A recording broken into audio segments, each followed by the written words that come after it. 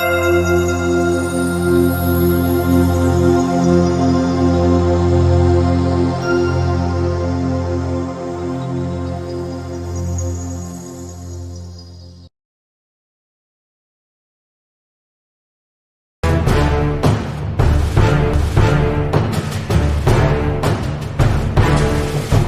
to YouTube channel Make Science Easy with Dr. KMC. Good to see you all through the online. Ladies and gentlemen, today I would like to discuss with you all about the microbial diversity. Without microbes, we cannot survive in the world. The food we consume and ultimately the process which happened inside the body is the digestion. Of course, the digestion is by the enzymes, and later the material, the digested material goes via through the intestine and all, where it is absorbed, and there the microbes taken a key role, and really the nutrients are all being captured from the materials that we have been taken through our mouth. All has been, one way or other, is by the microbes. So the whole, I think, the body is almost is functional only because of the microbes. But of course, we have positive and negative microbial agents are there. But we are going to see today how the microbial diversity is taking a key role in the whole world, I can see. So my title of today's discussion is on total microbial diversity. First we will start with soil microflora.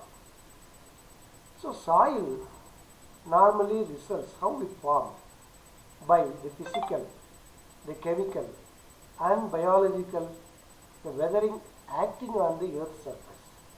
So this is the way that the soil is formed, is originated. So the word, the pedosphere, again it reflects as the interface between the atmosphere, the hydrosphere, biosphere and lithosphere. You can see clearly in the picture I have mentioned here, and the whole world, I think you could see all here, that is called the pedosphere.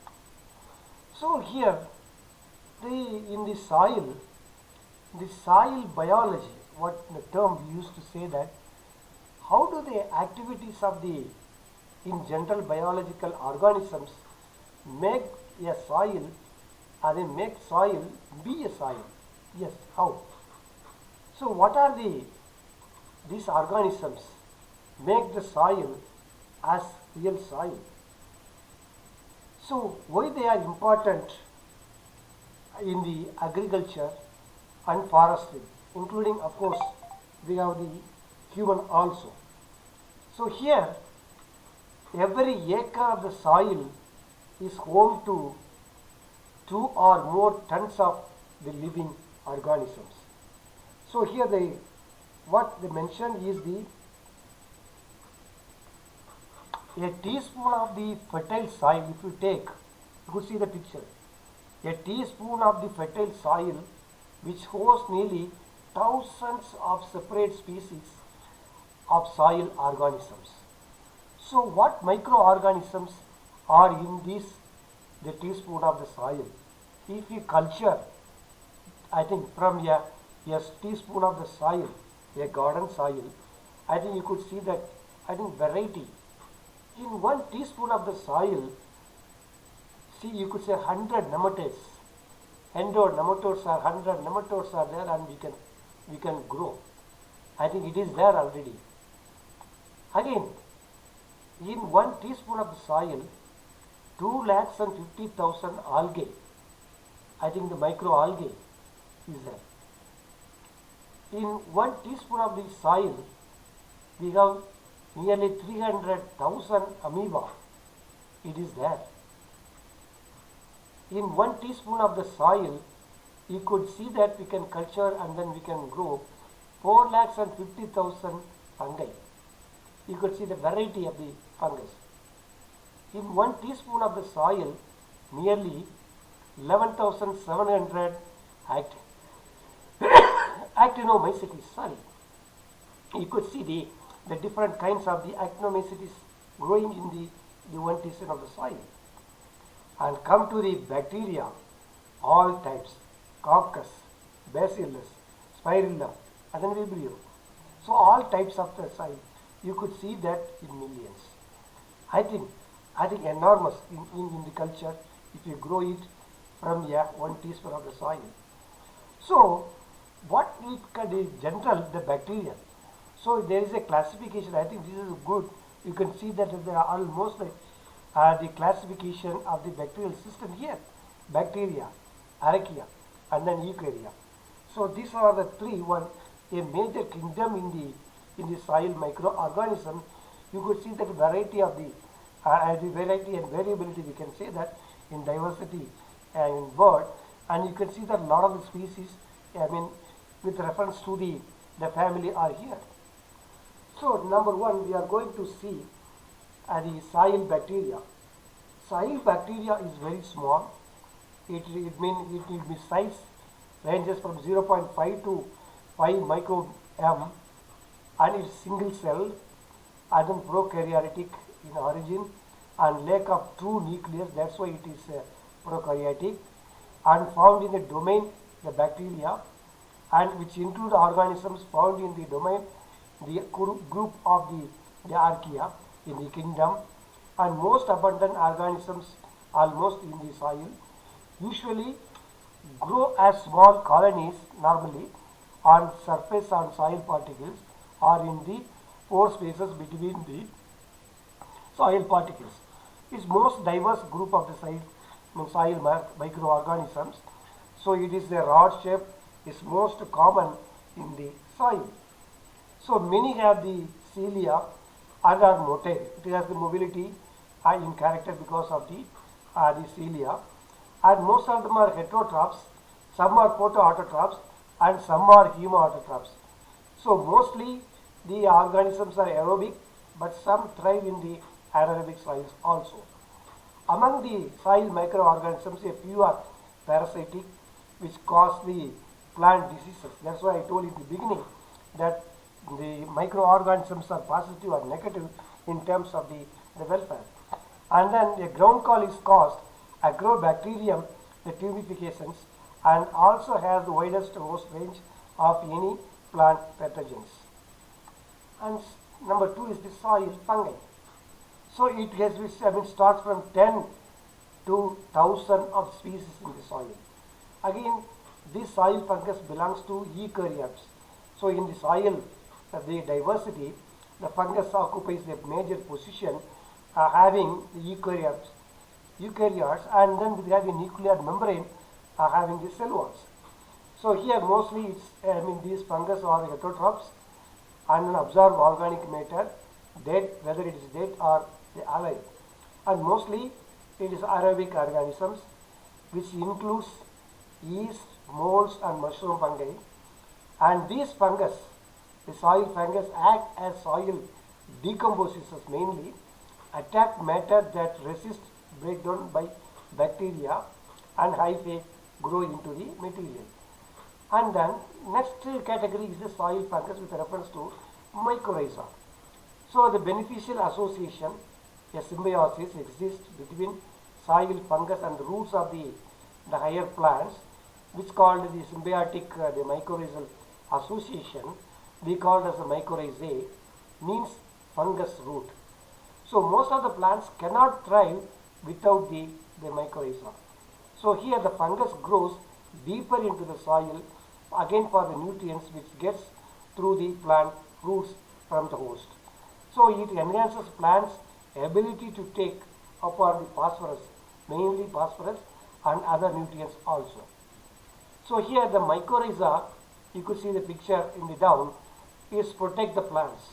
Protect, it means it protects the plants from the soil borne the diseases and parasitic nematodes, and it produces antibiotics too, and alter the root epitomes and compete with the fungal pathogens for the infection sites. And fourth category we have in the soil system is the soil actinomycetes. So again this belongs to the prokaryotic group with bacteria, and it has the filamentous and profusely branched, and mycelia threads are smaller than the fungi. So mostly this type of the soil actinomycetes are aerobic heterotrophs, and which normally prefers the moist environment, and then which lives on the mostly on the organic matter in the soil or on the plants, and it become dominant in the later stages of the decay. And again here beneficial is that gives organic soils that earthy aroma. So this is the special characteristics of the actinomycete. You could see that in the picture in the right side of the actinomycetes colonies you can see. And then soil algae. So in addition to the aquatic or the bond algae, we have also the soils containing the algae, which are mainly eukaryotic cells, and it is almost unlike the other, it is a photoautotrophs found near surface of the soil. Normally it will be in the upper layer of the soil horizon. It ranges in size from the 2 to 20 microM, and many are motile, swim in soil for water. Again it is a habitat, and most grow best in the moist to wet conditions. It requires water always be in the moist conditions. So some algae, we call cyanobacteria, form lichens by symbiotic relationship with fungus also, we call the cyanobacteria, and again it produces organic matter in the petrine soil. Again it is beneficial to the soil mantle. So altogether these microorganisms used over the past 50 years in different the beneficial in terms of to the advanced medical technology. A lot of compounds, lot of the medicines are all derived from the microorganisms. I think best one we can know that the penicillin, and then human and animal health, and then it used in the food processing industries and processing, and then food safety and quality. It has been used in the genetic engineering. It has been act as environmental protectors and used in the agricultural biotechnology, the lot of the enzymatic reactions and so on, and then effective treatment of the agricultural and municipal waste. So microorganisms are used over past 50 years in the diversified fields, from the basic application and then to the technology. So what are the functions of the beneficial microorganisms? So I think everyone knows that how we are deriving the nitrogen in the cereals, pulses, and altogether every plant is through the nitrogen, and by the process called the atmospheric nitrogen fixation process. It is mainly helped by the bacterial association in the root surface, or otherwise called the rhizosphere area.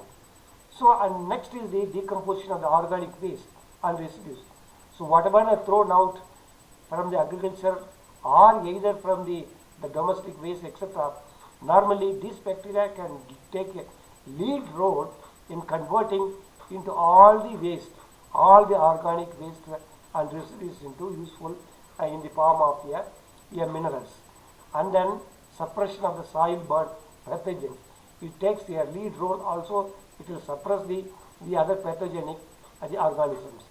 And then the recycling and increased availability of the plant, the nutrients. As we mentioned, it retains all the nutrients for the beneficial to the plants, and then it has a key role in the degradation also. Not only that, we have been taking in the fixing of the nitrogen, and also it degrades the toxicants, including the pesticides we have been using in the plants and then to the soil mantle. And then production of the antibiotics and other bioactive compounds, as I mentioned, variety of the research are going on that the beneficial, the microorganism can be used for the production of the antibiotics and proactive compounds. And then production of the simple organic molecules for the plant uptake. I think it converts, as I mentioned, it converts into useful forms of all the minerals. And then complexation of the heavy metals to limit the plant uptake. It has act as a filter in some way that it will not allow the heavy metals enter into the rhizosphere of the soil and then to the root and finally to the aerial parts of the vegetation or the plants or the trees and so on. So it has the effect of the chelating the role here. And then solubilization of the insoluble the nutrient sources. So it makes these insoluble to the soluble status, and thereby it facilitates the uptake by the root system of the vegetation. And then production of the polysaccharides which improve the soil aggregation. So the microorganisms are having a variety of the wide, I can say that wide the functional benefits of these in the soil. So next is the concepts. The concept of the effective microorganism, here for EM, normally we used to mention as what is their role and application. So the effective microorganism consists of the the mixed cultures of the beneficial microorganisms. So which are applied as the inoculants to increase the microbial diversity of the soils and the plant. So here what are all used for the effective microorganisms? The predominant populations of the number one is the lactic acid bacteria, yeast, photosynthetic bacteria, actinomycetes and other types of the organisms, which all together we call as the EM, the effective microorganisms, which are also having a key role in the soil environment. So an effective microorganisms, what it has a major role in the forestry, normally it will improve the soil structure, leading to the better aeration and better water holding capacity. And then these effective organisms improve the nutrient availability, leading to the lower fertilizer requirements and then higher fertilizer utilization of the applied inputs. And then it lower the disease pressure by developing a disease suppressive soil and higher yields, of course, and then lower requirements of pesticides, improved quality of produce and greater storage ability. Then it also improve the animal performance by creating healthy living environment and improved the digestion. And finally, it restoring the waterways and enhance the riparian the areas. So these effective microorganisms have a major role in the forest ecosystem also.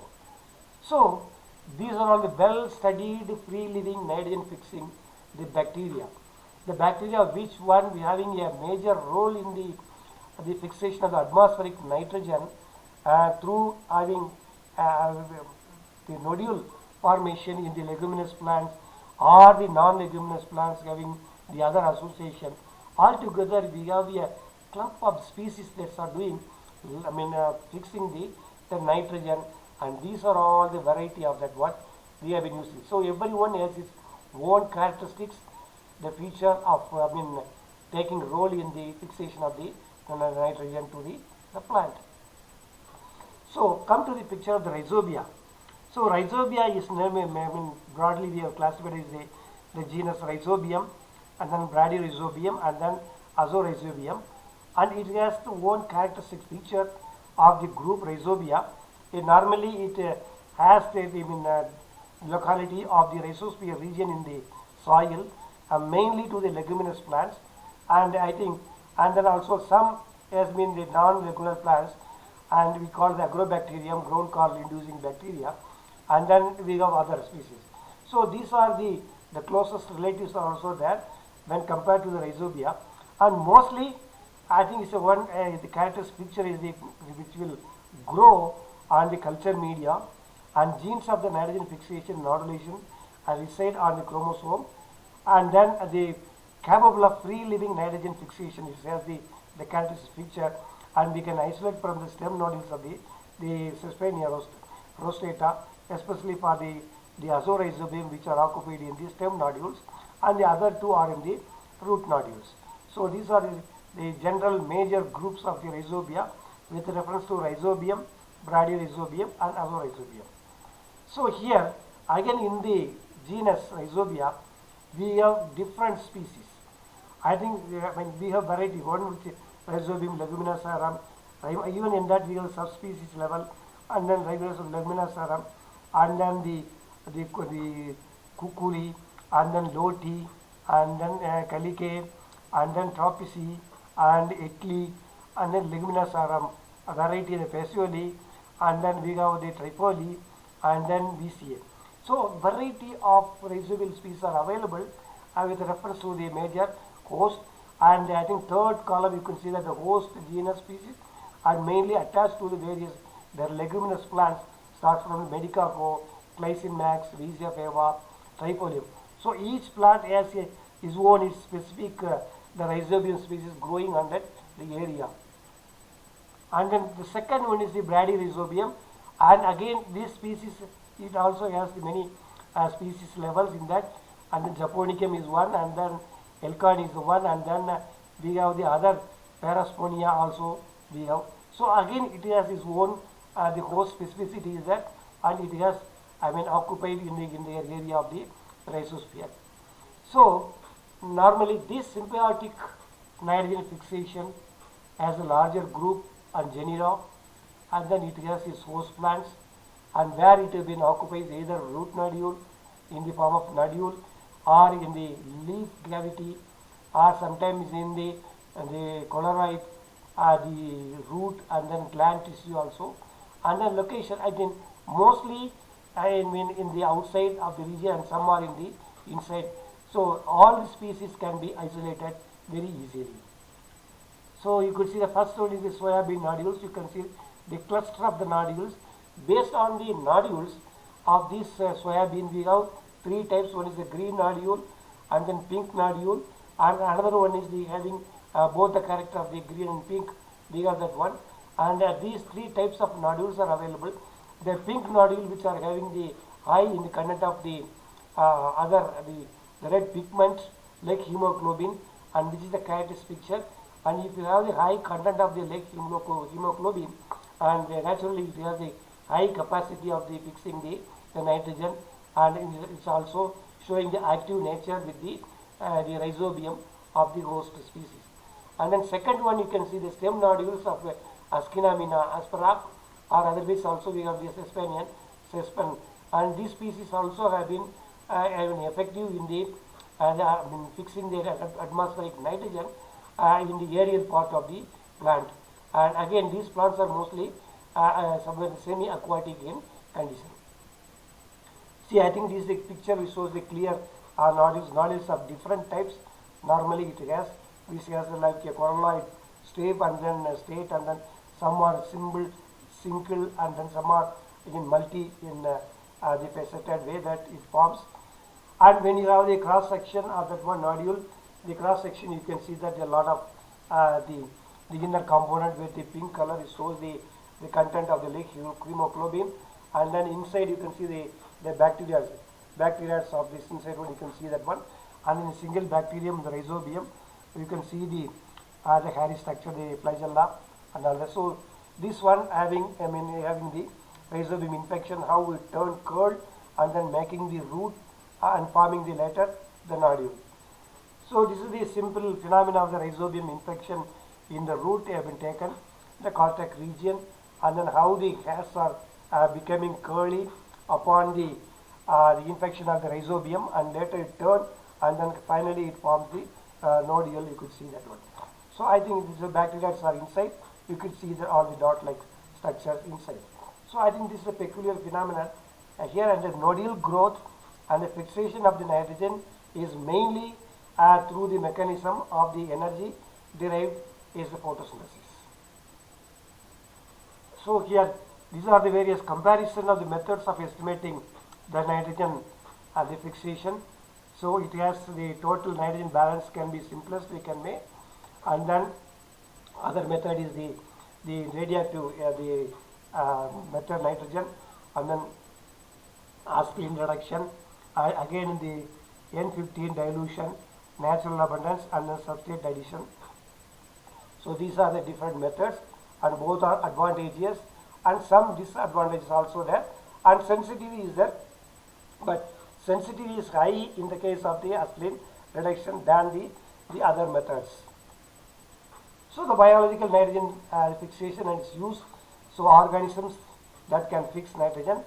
I think among these three kingdom, Eukarya, Prokarya, and the Archaea, these nitrogen fixing organisms are in NIF genes called are not found in the Eukarya, and again this is the peculiar of the nitrogen cycle in the biosphere, and how the nitrogen fixation pathway is taken place, and here how the nitrogen has been taken, and the enzyme taken lead role is the nitrogenase, and then how it converts with the help of the ATP derived from the photosynthetic metabolism, and finally it gives ammonia, and then ammonia oxo acid, and finally through the reduction process it converts the ammonia into the oxo acids, propane, and then finally to the proteins. So this is the simplest way of the nitrogenous enzyme which is present in the Rhizobium species, and this is an enzyme which converts the atmospheric nitrogen into the ammonia, and you can see that all this and how it converts and all that. What is the requirement of the ADP and ATP? All is mentioned here. Of course, it's all from the photosynthetic origin, as I mentioned. So in addition to that, we have the alternate nitrogenous enzyme also available. It's based mostly, it is three types. One is the molybdenum nitrogenase, and then vanadium nitrogenase, and then nitrogenase 3. And then we could see that the metals of dinitrogen reductase having role. And then what is the hydrogen NH3 the molecular ratio is 2.1 in the MO nitrogenase, and then 5:1, 2, I mean minimum of 2.2:1 is the vanadium based nitrogen, and then the nitrogenous 3 is the 10.1 always. So activity of ammonia formed nanomoles per minute per milligram of the enzyme. I think you could see that maximum in the molybdenum base, and then again ranges from 1000 to 300 and less than 50 with the nitrogenous 3, and almost all the organisms taken role in the first one, and then in the vanadium based nitrogenase by the Clostridium, Acinetobacter, and the Anabaena 2, and then in the nitrogenous 3, of course it has the less activity, Acinetobacter, Rhodobacter, and then Rhodopseudomonas all are belong to the photosynthetic origin, and the gene is responsible is the NIF for the molybdenum based nitrogenase, and VNF for the vanadium based nitrogenase, and then ANF for the nitrogenous 3.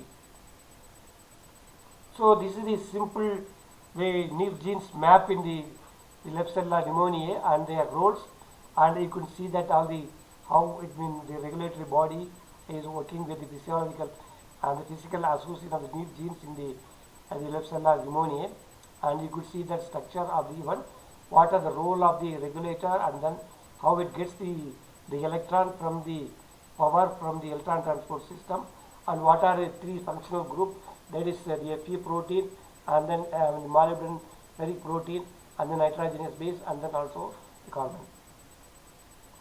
So this is the simplest structure of the rhizobium, the genome. So what is the need for the nitrogen fertilization or nitrogen fertilizer? So normally the proper seed inoculation with high quality commercial, the NF is very economical, effective means of the optimizing the growth.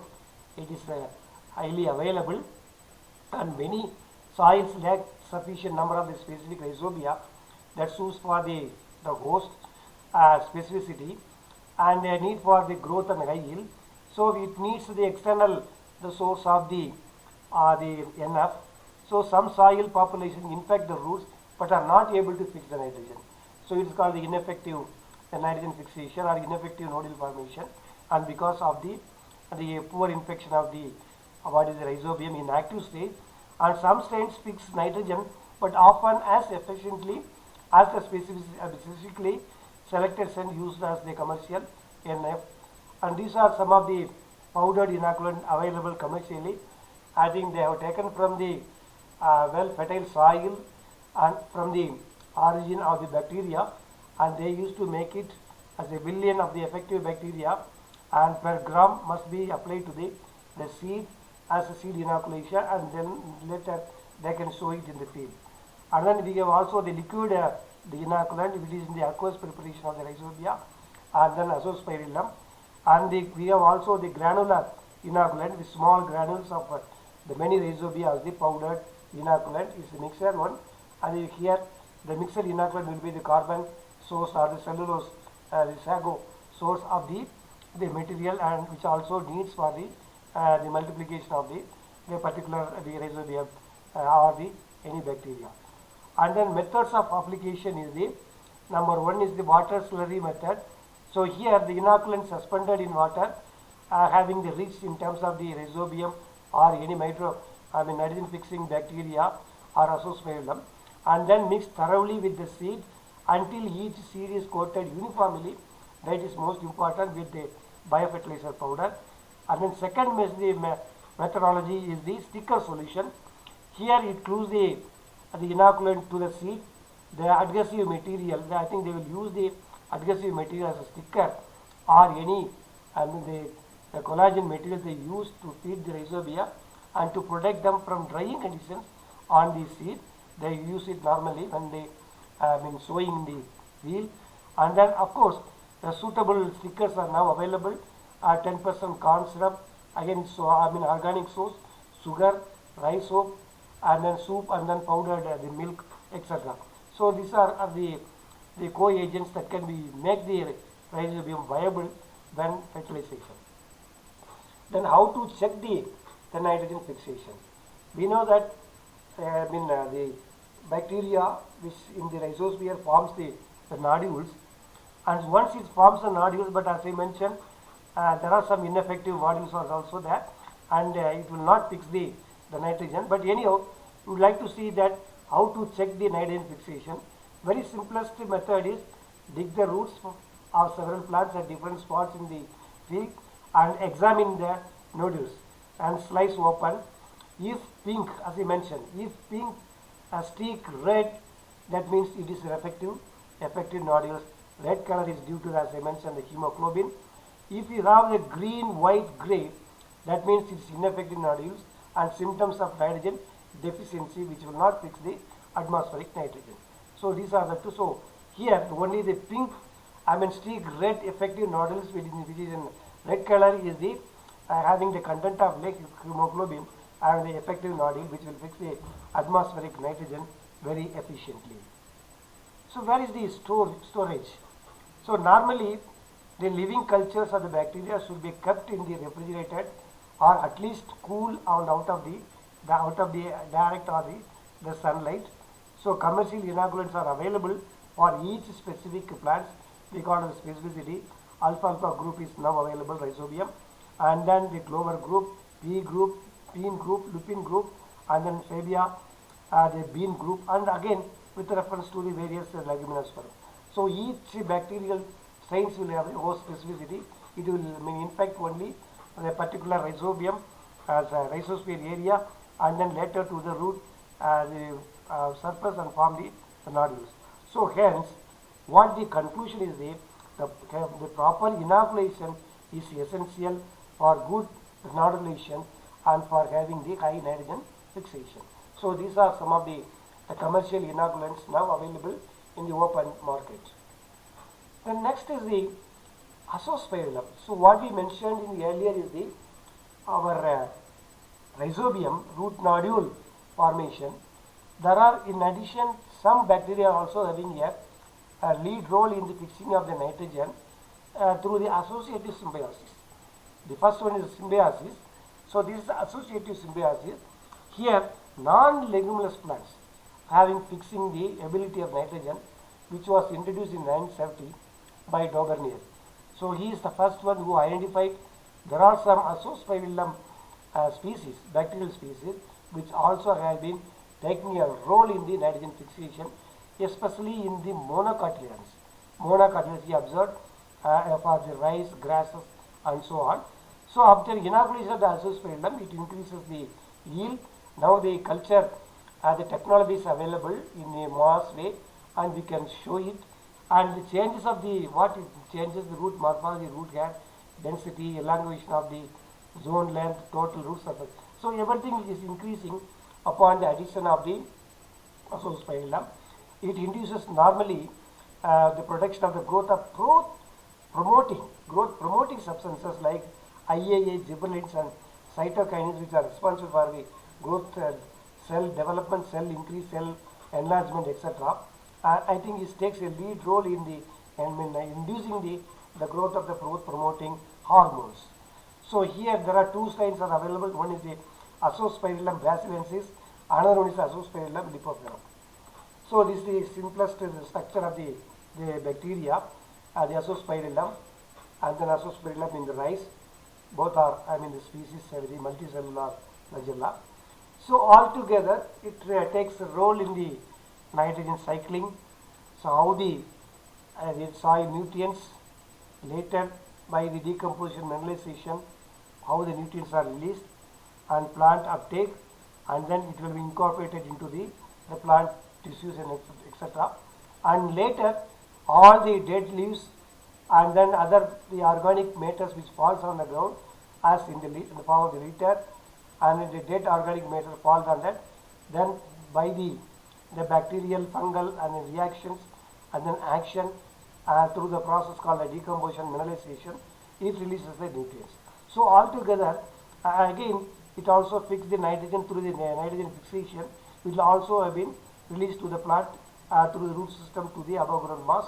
And so altogether there is a cycling of the nutrients from the soil nutrients to the plant, and then plant to the earth or the soil, and then soil. So there is a cycling of the nutrients in the terrestrial ecosystem. We call it as the biogeochemical cycles, and these biogeochemicals have the movement of elements or compounds through the living organisms is taken place, and then also it has the internal recycling of the nutrients happen in the many of the ecosystem. So the decomposition is, I think we have the different process how the dead matter falls on the ground, and then leaching, fragmentation, and change in the physical and chemical structure, and then waste the excretion and all. Finally, by the action of the microbial the decomposition, it give the nutrients. So later leaching, fragmentation, mineralization, and then immobilization. So these are the chemical, the technology or the cycle happen.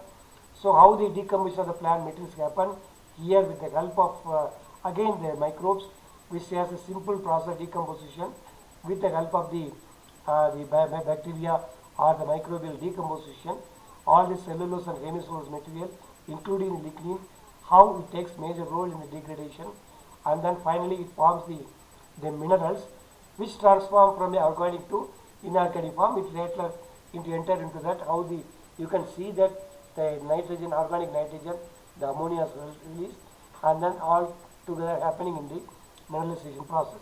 So here the net mineralization rate, the supply of the rate of the mineral nutrients to the soil, and then difference between the rates of mineralization and the immobilization is maintaining the growth process and all that. So I think here you can see the various graphs, how the mineralization, how the microbes taking a real role in the release from the litter, and how many days are required for converting into simpler nitrogen form in the useful form. So these are the various nitrogen cycling of the nutrient input, how it takes place, all that leaching, erosion, gaseous losses, how it affects the plant. And the next process, the nitrification, how the organic nitrogen converted to ammonia, and then how the ammonia later convert into the nitrate and then the energy all through the process. So this is the bicarbonate, how it decomposed in the root respiration, the energy which gives, and then how the nitrate inputs as nitrogen fixation, nitrification, and the nitrogen the decomposition, then what the nutrient outputs losses, the losses either through the leaching losses or erosion or the gaseous form of course, and then how it takes place in the forest place, and how the nutrient uptake taken in the forest tree species, again the same method. And here I think how the root surface have the permeability of this, how it enter into the root surface through the particles